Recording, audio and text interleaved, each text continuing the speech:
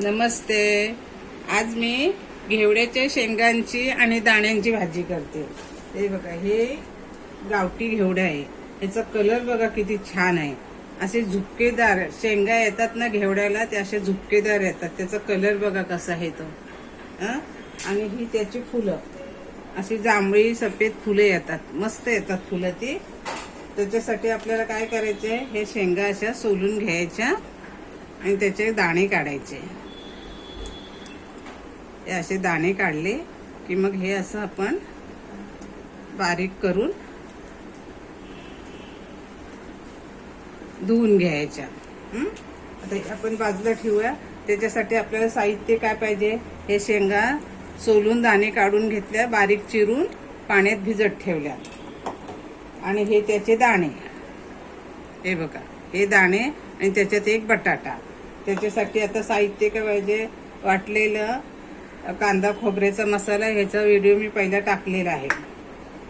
Tomato, कढीपत्ता, बारीक चिरलेला कांदा, मिरचीचा ठेचा, लाल तिखट, हळद, गरम मसाला, चवीनुसार मीठ आणि तेल. आता इथे मी एक गॅस तापत ठेवलाय.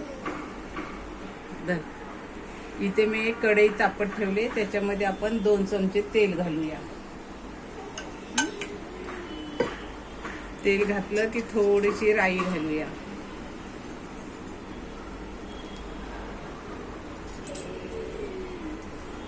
थोडस जिरं. राई तडतडली की आपण कांदा घालूया. इथे आपली राई तडतडली. आता थोडासा कांदा टाकूया. 1-2 कढीपत्त्याची पानं.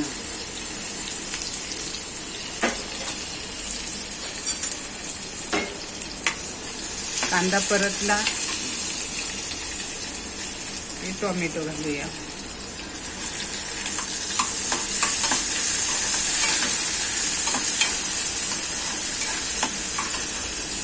कांदा, खोबरा, लसूण, आलं ह्याचं वाटण.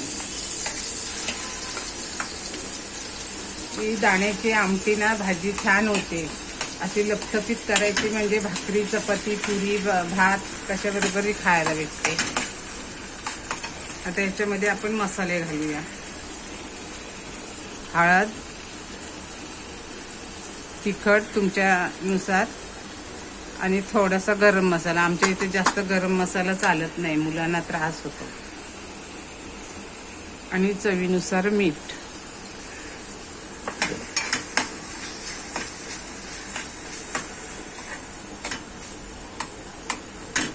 आता 1-2 मिनिटं ह्याच्यावरती झाकण ठेवते. आता कांदा टोमॅटो शिजतोय, तोपर्यंत आपण सुकी भाजी घेवड्याची करून घ्या. इथं दुसरं मी एक पॅन तापत ठेवलाय. त्याच्यामध्ये तेल घालूया. 2 ते 3 चमचे.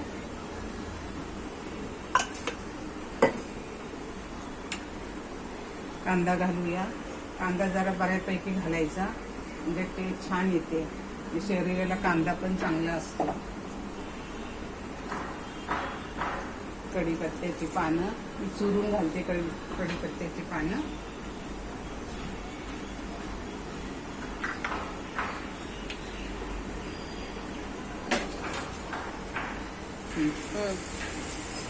कांदा चांगला परतला की टोमॅटो घालूया.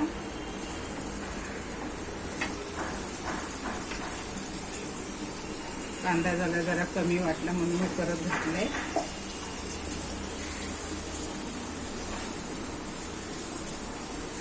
टोमॅटो घालूया.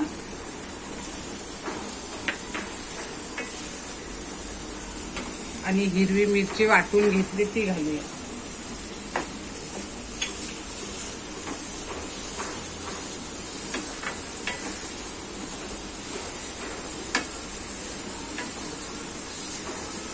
आता ह्याच्यामध्ये हळद घालूया.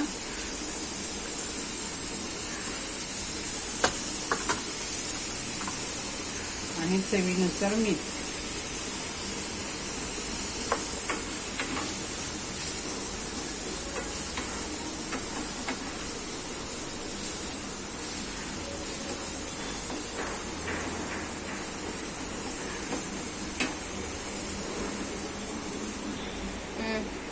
आता हा पुदिना आणि कोथिंबीर ही बारीक करून घेऊया. आता आता हा पुदिना आणि कोथिंबीर याच्यात घालूया. आता हे जे घेवडा आपण बारीक केलंय तो घालूया.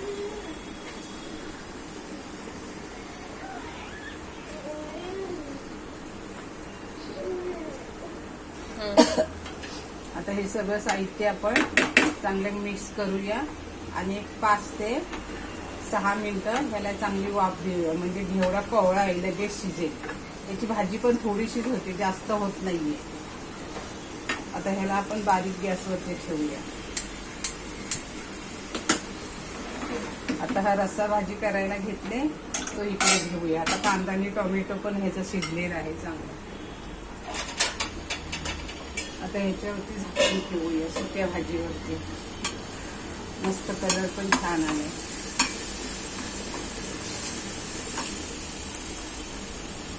आता ह्याच्यामध्ये पुदिना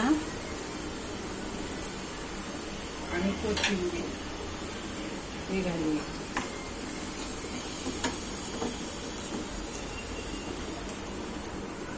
हे घेवड्याचे दाणे आणि बटाटा याची रस्सा भाजी करूया.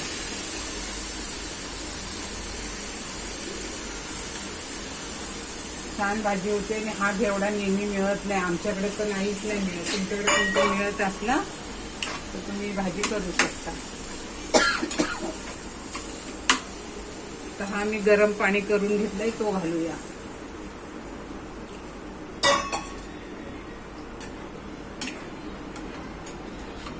आता ह्याला एक 10 मिनिटं आपण शिजून देऊया. झाकण ठेवते म्हणजे उकळी लवकर येईल. आता आपल्या घेवड्याच्या दाण्यांची रस्सा भाजी पण झालेली आहे बघा. अशी लपपतीत करायची. ही रस्सा भाजी पण झाली आणि सुकी भाजी पण झाली. आता रस्सा भाजी उतरू आणि सुकी भाजी इकडे घेऊ. आता ह्याच्यामध्ये तुम्ही ओलं खोबरं नाही तर शेंगदाण्याचा कूट टाकला तर चालेल. तर आमच्या इथं ओलं खोबरं लागतं म्हणून मी ओलं खोबरं टाकते. चांगली हलवायची आणि जेवायला द्यायची.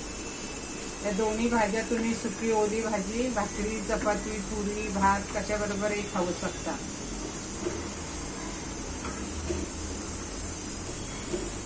खोबरं चांगलं हलवायचं.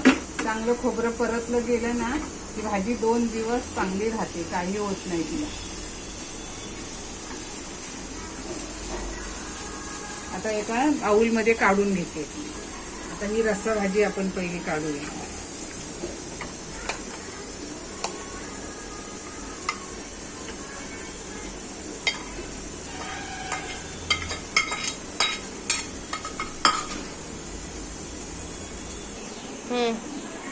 घेवड्याची रस्सा भाजी आणि सुकी भाजी. व्हिडिओ आवडला तर शेअर करा, लाईक करा आणि सबस्क्राईब करा.